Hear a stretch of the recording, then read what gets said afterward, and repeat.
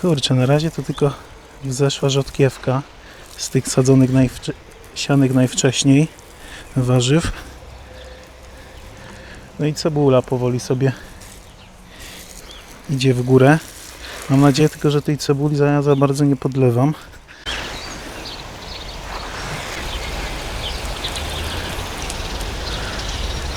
Jeszcze zanim papryki i pomidory i agrowłóknina, no to dokupiona jest kora, więc sobie ją jeszcze rozłożę. Teraz będzie na styk, z czego pamiętam, no to w sumie wyszło chyba 6 worków, czy 7? Chyba 6. Tak będzie w kit, że nie będzie za mało.